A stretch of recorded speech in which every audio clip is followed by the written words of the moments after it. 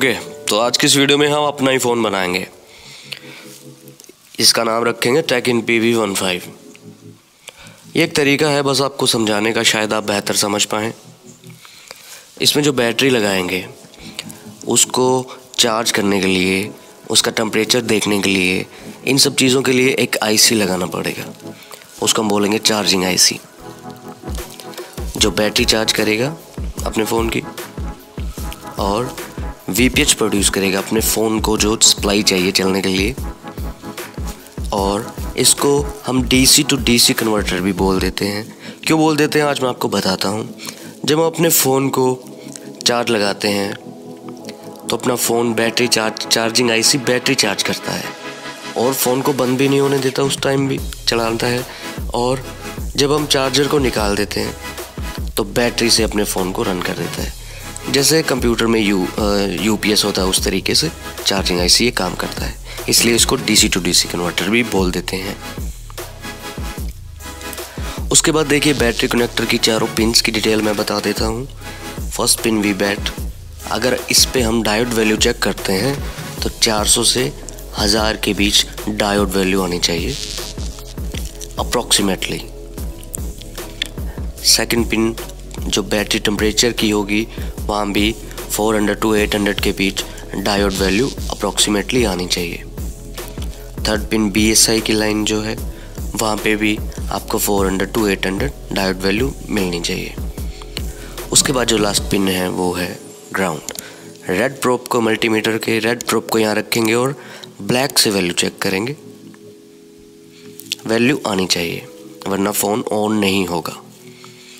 Firstly हम जानते हैं कि अपना जो केस अगर इस तरीके का फ़ोन होता है, मान लीजिए जिसमें हम BQ IC का यूज़ करते हैं, छोटा पावर IC होता है ये, छोटा चार्जिंग IC है सबसे, तो ये अपनी चार्जिंग को तो कर देता है, VPH भी इससे बन जाती है, लेकिन इससे चार्जिंग सेंस नहीं होती।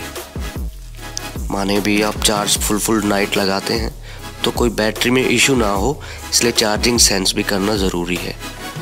ये टेम्परेचर सेंस भी नहीं कर सकता, बैटरी कितने % है ये भी सेंस नहीं कर सकता। तो इसके लिए चार्जिंग सेंस के लिए हम BQ IC लगाते हैं, BQ27 फ्यूल गेज जिसको बोलते हैं। ये जब हम चार्ज लगा के छोड़ देते हैं उस टाइम सेंस करता है। और पावर IC और BQ की हेल्प से हम टेम्परेचर को भी सेंस करते हैं और बैटरी कितने % है, BSI लाइन जो थी आपके फ़ोन की वो, ये हम मेन पावर से करते हैं। दूसरा तरीका ये है कि हम इसमें PMI IC लगाएं, चार्जिंग IC बड़ा वाला। हमें इसके लिए फिर फ्यूल गेज भी नहीं लगाना पड़ेगा, सारा काम इसी IC से हो जाएगा। तो चलिए जानते हैं, अगर BQ IC लगा है, आपकी VBAT सप्लाई देखते हैं। जो आपकी VBAT है चार्जिंग IC में जाएगी। आपको पूरा ट्रैक चेक करना है कहीं पे कोई ब्रेक तो नहीं है। अगर ट्रैक ब्रेक हुआ तो वैल्यू नहीं आएगी आपकी VBAT की पिन पे। और इसके बीच में एक कोड रेजिस्टेंस शंट रेजिस्टर भी लगी होती है जो आपकी फ्यूल गेज में जुड़ती है दोनों साइड से सेंस करने के लिए चार्जिंग को। ये जो ट्रैक है आप पूरा चेक कर लेंगे, ओके होना चाहिए तो आपकी VBAT पे वैल्यू आएगी, वरना चार्जिंग IC रिवॉल्व करिए या फिर रिप्लेस करिए। इसके बाद हम बात करते हैं बाकी पिन्स की। जैसे 2 पिन्स हैं जो आपकी बैटरी टेम्परेचर के लिए और BSI लाइन बैटरी सेंस के लिए %। तो बैटरी टेम्परेचर की जो मेन पिन होती है वो आपकी जाती है मेन पावर में।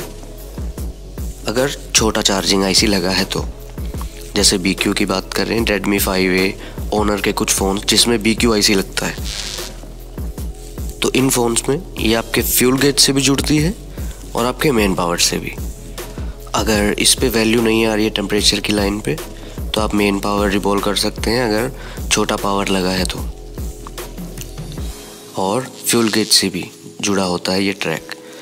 इसके बाद जो थर्ड पिन है वो है BSI की, वो भी आपकी मेन पावर से। तो फर्स्टली आप चेक कर लें स्कीमेटिक डायग्राम में ट्रैक्स को, उसके बाद ही रिवॉल्व करें। तो आप मेन पावर रिवॉल्व कर सकते हैं या फिर आपका CPU जो आखिरी ऑप्शन है, वहाँ से होता नहीं है इतना ज़्यादा। फिर भी अगर हम दूसरे तरीके की बात करें, अगर इसमें PMI लगा है, मान लीजिए चार्जिंग IC जो बड़ा वाला, तो आपकी दोनों ट्रैक्स आपके इसी चार्जिंग IC में जाएंगे PMI में। तो आप इसको रिवॉल्व कर सकते हैं, रिप्लेस कर सकते हैं। उसके बाद हम देखते हैं अपना जो सिस्टम है किस तरीके से काम करता है। तो ये आपका पार्ट 2 है डेड फ़ोन के लिए। सबसे पहले बैटरी कनेक्टर से आपकी सप्लाई जाती है इस चार्जिंग IC में। ये BQ का छोटा चार्जिंग IC है। तो आप ये ट्रैक चेक करेंगे। सेकंड, VPH बनती है और आप VPH बंद फ़ोन में भी चेक कर सकते हैं। आपको 3.7 to 4.1 वोल्ट देखने को मिलता है इस कॉइल पे। ये जो कॉइल लगी हुई है इस पे, तो ये जो कॉइल लगी है इस पे आप VPH चेक करेंगे, चाहे आपका फ़ोन बंद पड़ा हो फिर भी आपको VPH मिल जाएगी। ये दोनों तरह के फ़ोन हैं। इसमें ये देखिए कॉइल लगी है और इसमें ऊपर लगी है एक कॉइल। जो PMI है उससे बैकलाइट वगैरह का भी काम ले लिया जाता है, इसलिए IC बड़ा है थोड़ा। तो आपको यहाँ अगर VPH मिलती है तो फिर आपको VPH चेक करनी है आपकी मेन पावर के पास। यहाँ पे 4 वोल्ट्स आपको मिलने चाहिए। अपने फ़ोन के स्कीमेटिक डायग्राम में आप देख सकते हैं मेन पावर पे आपको कौन कौन से कैपेसिटर पे 4 वोल्ट देखने को मिलेगी। ओके, तो अब तीसरे पार्ट में हम बात करेंगे पावर की के बारे में और आपके पावर मेन पावर IC से निकलने वाली वोल्टेजेस के बारे में।